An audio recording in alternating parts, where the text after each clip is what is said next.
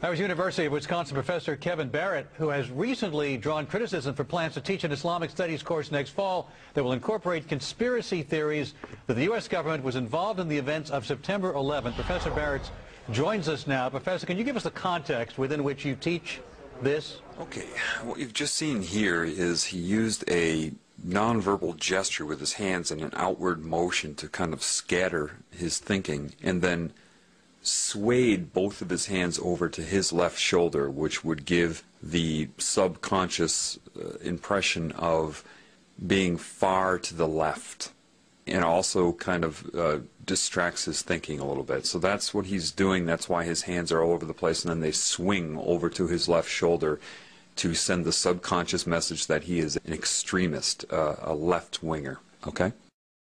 Can you give us the context within which you teach this? Well, yeah, sure. I'm teaching an introductory course on Islam, and I think it's really important to cover these contemporary political issues, and one of them is, of course, the so-called war on terror. Now, the fact is that the great majority of the world's Muslims believe that 9/11 was an inside job. Oh, but that's your opinion, right? Again, manipulation is all about timing and redirecting and trying to take control of somebody when they're speaking. Here, you see a great example of that by saying that's your opinion, even though he just stated there's a vast number of people that are waking up, even though he specifies the Muslim community. That's not true. It's all over the world. So the journalist's responsibility to misdirect his thinking and to mislead you is to follow up and say, but that's your opinion, even though he stated that it wasn't just his opinion. But it doesn't matter, because people believe what they hear from newscasters. They take in the barrage of words, and the newscaster here understands that. So if he says that, he plants that seed. Now, the fact is that the great majority of the world's Muslims believe that 9/11 was an inside job. Oh, but that's your opinion, right? That's your opinion that there was an inside job. Well, after studying the evidence pretty intensively for 2.5 years, I am convinced that 9/11 was, in fact, an inside job. And are students required to regurgitate that in some way in order to do well in your class? Again, more manipulation. I'm sure you caught that. Even though this very system of the world creates people to regurgitate, they will often accuse people of doing the things that they do. It's just part of it, okay? So by saying our students required to regurgitate that gives the subconscious impression that he is controlling their minds and not teaching them to think, when in actuality, to be able to see through the media, to be able to see what is going on, is not regurgitation. Any person that does regurgitate and only memorize and not think would not be able to see through it anyway. It doesn't matter. This is reverse psychology. This is just not even that. It's just manipulation. It's just name calling. It's I'm rubber, you're glue. Again, this is a way that he disrupts the guy's thinking with petty comments like that. He knows that this type of person would never want anybody to regurgitate anything, because that doesn't allow them to learn to think. Doesn't matter. If there's an audience to this, he plants that seed again. Well, after studying the evidence pretty intensively for 2.5 years, I am convinced that 9/11 was, in fact, an inside job. And are students required to regurgitate that in some way in order to do well in your class? That's ridiculous. No, I'm not interested in making students regurgitate anything. All right, Mr. Barrett, Sean Hannity here. Do you really believe that 9/11 was an inside job? Okay, Sean Hannity. I never watched Fox News before, but within seconds of seeing this guy, you can just see that he is a snake. At least he is currently conducting himself as such. Now, this is pretty basic what he's doing. He's not giving eye contact. He's pretending to be bored with the guy's very presence. And this is a way to discredit him that way, as if he's just some sort of gnat and not even worth considering, and that's why he's purposely looking down and acting bored when he talks to him. Secondly, he uses the word believe. Do you really believe? To believe is not to know, and that's why he's stressing that. And again, you're going to start to see extreme manipulation from this Mr. Hannity. All right, Mr. Barrett, Sean Hannity here. Do you really believe that 9/11 was an inside job, not just 9/11, but Madrid and Bali and the Zakawi operation? Well, you know, actually... hang on a second. Okay. All right, so what he does is he tries to take control of this conversation right away. He insinuates something, and the professor was smart enough to catch what he was saying, and then when he tried to respond to that, he interrupts him to take control. Now, notice, and I'll point this out in a little bit, when he puts his hand up in the OK sign, you're about to learn what that really means and what they use it for. But for now, just understand that that's how they'll do it. They'll insult you while they speak and try to continue speaking before you can actually reply to it. And therefore, it makes the professor look nuts. You know what I mean? Because if people don't catch this neuro-linguistic programming, if they don't catch the manipulation, you know, which is comprises the majority of the audience anyway, nevertheless, if they don't catch it, then he can do that. He can take those cheap shots, and when the professor tries to correct those, then he interrupts him, says, hey, hold on, you know, and then tries to make him look rude for interrupting and take control over him and disrupt his thinking at the same time. Well, you know, actually... hang on a second. Do you believe personally that these are inside jobs, yes or no? It's not quite that simple. Okay, believe personally, that's another way to plant that into your psyche, that it is just he that believes this, and then he uses the yes or no trap, because that is, again, misleading if you can't see that. The way he twisted around that question would not allow the professor to be able to give a yes or no answer, because he injected manipulation into the question itself. So, when the professor tries to say that, of course, then it puts him under pressure. The professor is smart enough to catch that, and it isn't that simple, and he understands. The professor knew, of course, what I'm telling you right now. However, time is ticking. He only has so much time on the air, and their job is to disrupt his thinking as much as possible and make as many hidden accusations as they can and as many subconscious embeds into how to perceive the professor as they can in the short amount of time that he's on the air, and that's their only job, is to discredit and disrupt. Okay? But he did catch it. Now he has to respond to that rather than being able to say anything that matters. And that's what they do. Another good person at this is Stephen Colbert. If you watch Stephen Colbert with any of his interviews, his whole job is to discredit and disrupt. That's what he does, and you keep it moving. It's very, very petty, but these are the people that you allow to run you, okay? So know that, and that's what's going on right here. Yes or no? It's not quite that simple. I do know, I don't believe, I know that 9/11 was an inside job. Professor Stephen Jones has found residue of thermate on the steel samples from the World Trade Center. We now know that it was taken down in a controlled demolition. All right, so you believe that the buildings came down in a controlled demolition? Okay, so the professor did a really good job of identifying his manipulation by saying, I don't believe, I know. And because he was starting to get through that, Hannity interrupts him and says, I don't have a lot of time. Well, wait a minute, you just asked him a question, and now he's able to break through your manipulation, and suddenly you don't have a lot of time for the very answer to the question that you just asked. The next thing you see, he asks him, what evidence does he have? And he interrupted him giving the evidence to ask him what evidence he has. Why? Of course, he's not interested in hearing the evidence or anybody else hearing it. He's interested in interrupting him and planting another embed into the psyche that what he happens to be saying right now is somehow not evidence. It's all misdirection of focus, redirection of focus, disrupting, interrupting, gaining control, and, you know, it's this very petty, they rely on these petty techniques. Now, at the end of this, he does something that a lot of you probably aren't aware of.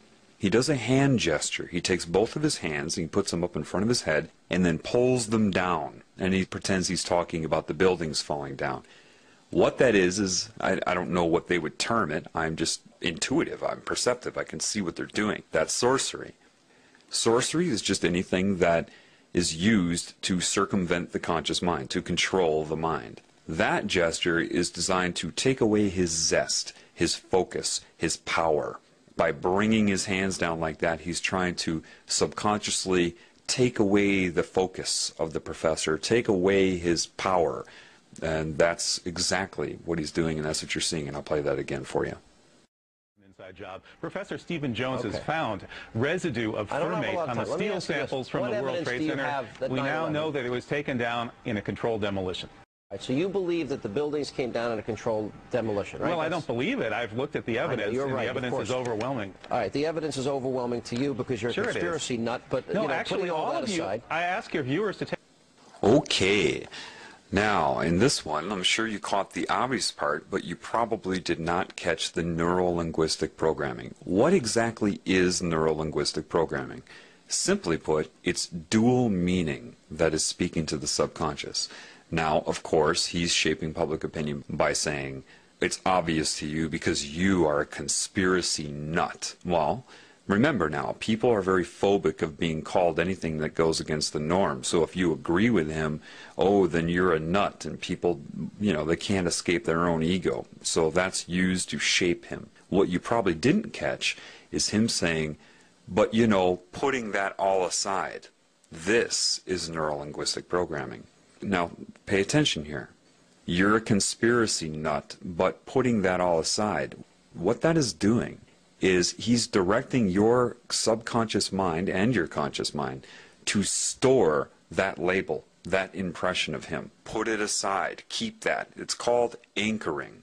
In neuro-linguistic programming, because I've watched a little bit of it. I didn't need to watch it to pick up on how they do this, but it allows you to get some of their terminology down. They call this anchoring. Anchoring a thought, anchoring a concept, anchoring a feeling. Putting all of that aside means put that aside in your mind. He's a conspiracy nut. Do you see how they manipulate you? That's a very good lesson right there in neuro-linguistic programming. all right, the evidence is overwhelming to you because you're a Sure conspiracy nut, but no, you know, actually, putting all that of you, aside, I ask your viewers to take a look at this evidence for themselves. They can go to st911.org. That's all right, Scholars for 9/11 Truth. Take a look. Take a look at the demolitions. I know you Morgan think Reynolds, the former Bush administration official. Okay, that's pretty obvious. You see how he's treating him. Very nonchalant, irritated, bored. And I know you think you're the smartest guy in the world. This is, you know, the typical you're a know-it-all type of comment. If you watch that David Icke video where he goes back on Wogan, he draws attention to the same thing where he said, whoa, that's a cheap shot when he said, you know it all. And the response was accurate. I'm not saying I know it all. But people are trained to hate people who, quote, know it all. Why? Because they want you to be dumb. That's why in society you have catchphrases that go around that people use, like, you think too much, you're too deep, you know it all. These have all become derogatory terms in this new Orwellian society. Haven't you noticed that? His response is petty and childish, but he means to be this way. It does nothing, it addresses nothing. He can't think of anything to say in response to the professor, so he has to take a cheap shot like this. I know you think you're the smartest guy in the world. That should be obvious to you, that is just overdoing it, creating, manifesting an insult, just again for one reason and one reason only, to disrupt his thinking and to program your mind on how to view him. Take a look at the demolitions. I know you Morgan Reynolds, the former Bush administration official, says that the Bush administration blew the World Trade Center to kingdom come. That's a direct quote from a member of the Bush administration itself. I know. They blew the World Trade Center to kingdom come. The Jews were told to leave. Well, we've heard a lot of these sick, bizarre theories. Okay, so suddenly he's an anti-Semite? When did that come about? I didn't hear him say anything about the Jews. What he's doing here is he's trying to link him to anti-Semitism. That's what they want to do. Now, anybody that's really trying to speak the truth in this world has no interest in focusing on a group or even an individual. What they try to focus on is the problem in general, outside of any group or individual that may be manifesting the symptoms of the problem. But again, what he's trying to do here is, in your mind, link the professor to being part of a hate group, someone that's going to target a group or an individual and make you link the terms sick and bizarre to the professor. He didn't say anything about the Jewish community. Nothing. So catch that. See how he's trying to link the professor to it. The World Trade Center to kingdom come. That's a direct quote from a member of the Bush administration itself. I know. They blew the World Trade Center to kingdom come. The Jews were told to leave. Well, we've heard a lot of these sick, bizarre theories. That's and I don't believe any of them, but you're allowed to believe what you want, but that's not what's at hand here. Okay, now another thing, just to make you aware, again, of just how much they're programming your mind. To you, it looks like a man that said that's not the issue at hand here. You need to start learning their language. Their language is dual meaning, which goes hand in hand with neuro-linguistic programming. The issue at hand here, what he's doing is directing the professor to look at his hand. Now, why would he have the professor look at his hand? Well, if you look at his hand right now, you see it as what you've been told is the OK sign, right? Well, let's show you what it really means.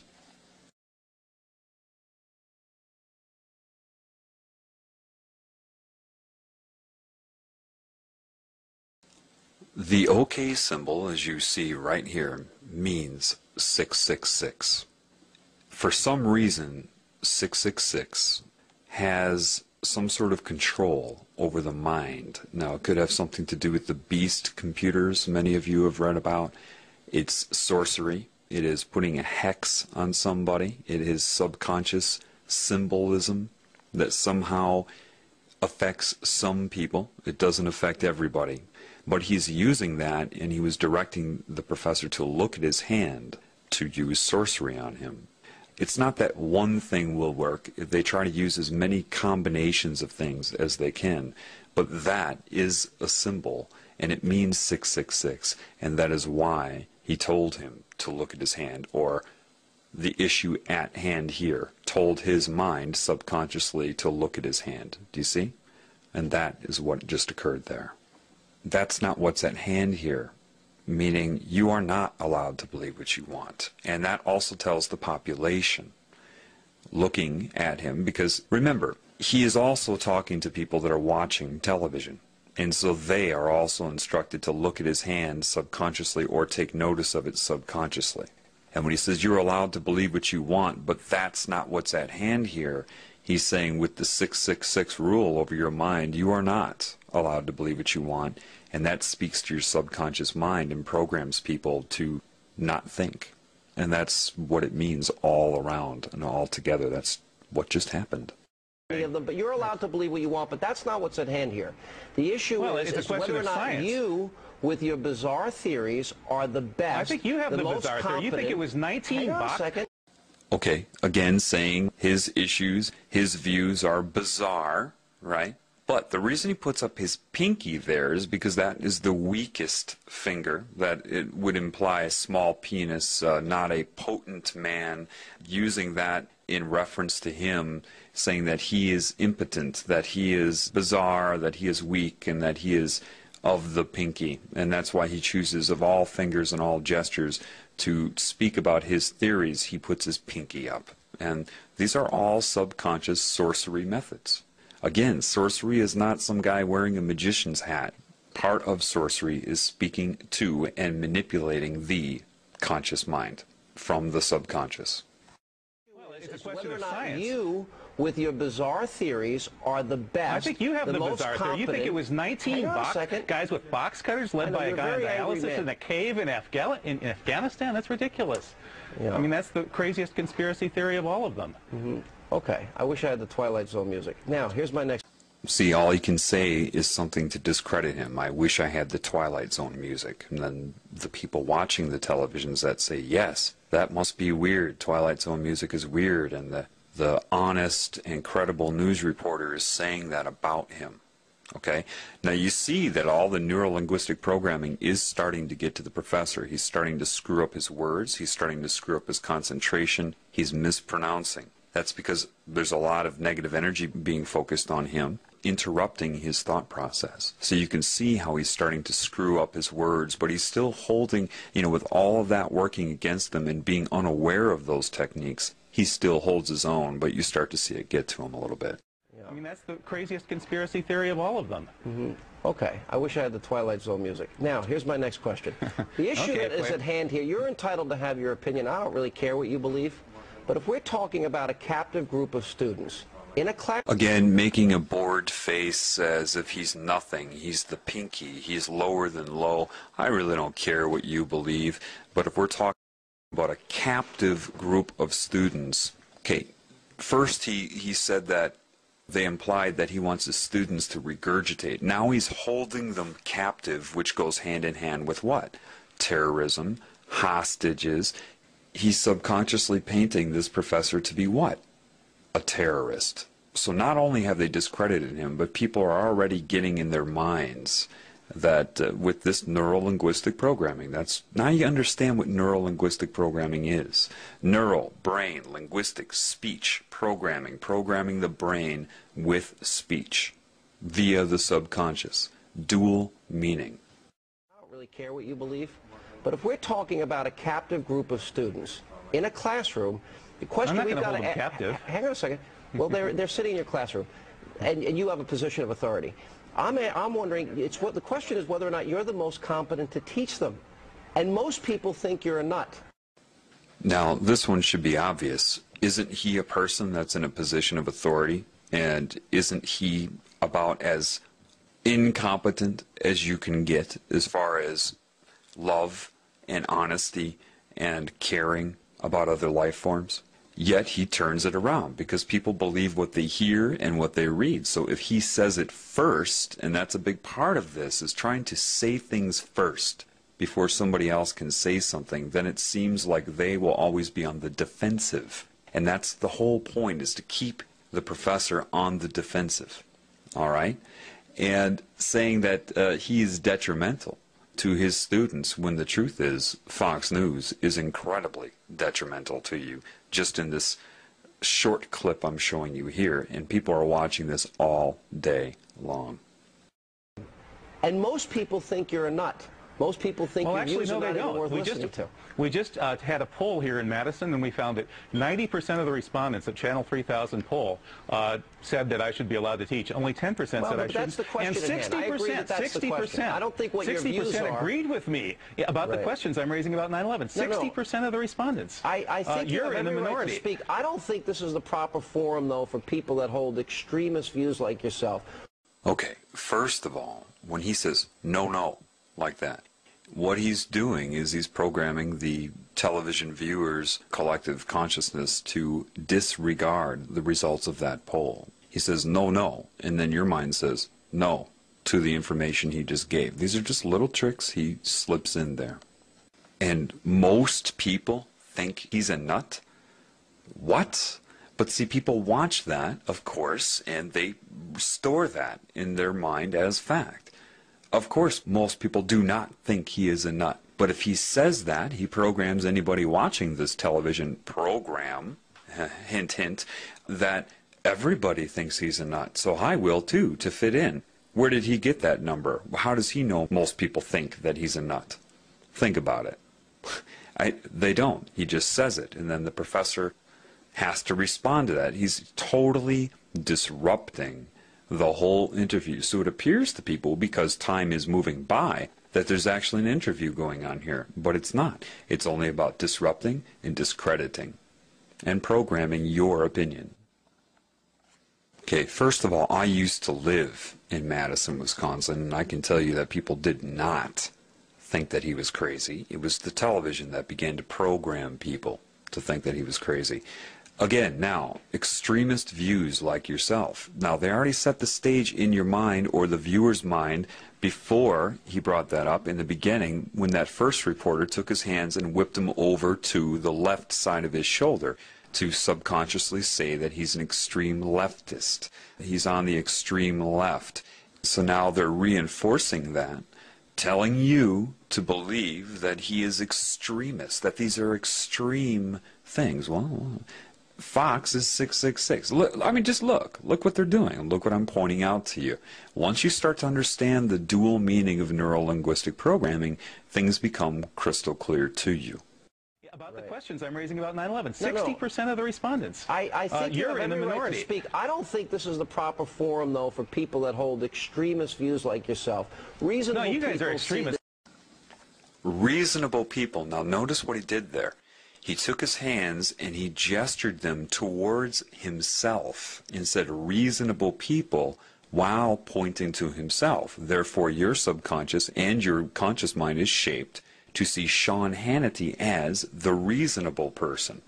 They're always using gestures against you in coordination with dual meaning in things they say and direct meaning. So again, reasonable people, all he has to do is point to himself, and that's a subtle, nonverbal gesture to make you associate being reasonable with Sean Hannity's point of view.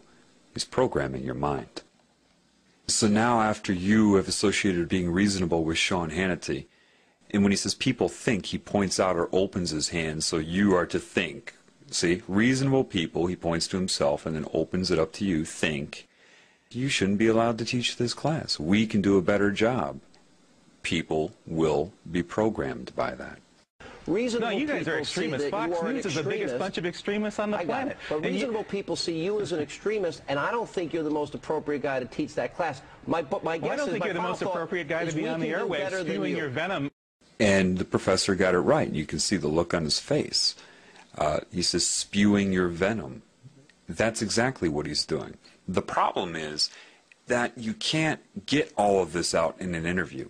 For example, say I was on an interview like this. They would be doing all the same things to me. All I would be doing is calling attention to everything he's doing, and then he would sit there and argue with me. Nothing would ever get discussed. This is how they take advantage of people. Look how long it's taken me. Do you know this clip is only like 2 minutes long, normally? But just to describe 2 very short minutes of media to you, look how long this is taking. That's the problem. That's why I haven't done it before, because I can sit here and explain it to you, but you need to open up your eyes so you can see it for yourself, because it all happens way too quickly. If you try to explain something that happens in a 3-second period, if you're not educated on that, if you're not aware of it, it will go by way too fast before you can bring somebody up to speed to understand what's going on. This is why I had to break it down for you, but I still can't do this with everything I see, because this is everywhere. This is common. This is always going on. And it just, you need to educate yourself, but you need to become aware. Again, dual meaning, neuro-linguistic programming, gesturing, association of concepts and beliefs to link them, anchor them in your mind, to misdirect your perception, your beliefs, and your ability to perceive reality in general. Class, my guess I don't think you're the most appropriate guy to be on the airwaves spewing your venom throughout this country. I think you guys should be taken off the airwaves because you are the guys who are... We don't want to silence anybody. You teach and we'll do Hannity and Colmes. Thank you, Professor. Coming up, we'll have a... We don't want to silence anybody. That's exactly what they have just done. Though you heard a lot of speaking going on, nothing was able to get out into the open. They completely took control of this poor man. And he's brave, okay, to get out there, lose his job, and to speak the truth. And they hound him like bees. They're using techniques that are hidden, that are sorcery. They're of sorcery in their nature. They're hypnotic. They're using negative energy, manipulative techniques, childish argument techniques. And so you've seen a lot of talking, but nothing got out into the open. And you see how nervous they made him. Why? Because he had to keep dealing with their techniques, and he couldn't express the truth. And this is how anybody who tries to get on the media to speak the truth is manipulated, and that's why most don't even bother. They don't bother because they would just get into an argument. I mean, what's the point? The expert that I've seen at this is Stephen Colbert. He was one of the biggest disinformation agents out there. He'll get somebody in for an interview and just completely distract, disrupt, discredit, and there is no interview. That's what I call Stephen Colbert's interviews. They're not interviews. They're Stephen Colbert using techniques to distract and discombobulate, basically. So this is why you don't get the truth in the media. Even if people do get a chance at airtime, they will be interrupted, misdirected, hypnotic suggestions to the audience that are watching it. You just can't. People that know the truth won't even try. They won't even try to go on the mainstream media, and people that do, it ends up like this. So until that is addressed, then nothing will ever be told on mainstream media. But what you can learn from this, don't watch TV. Okay? I hope this helps.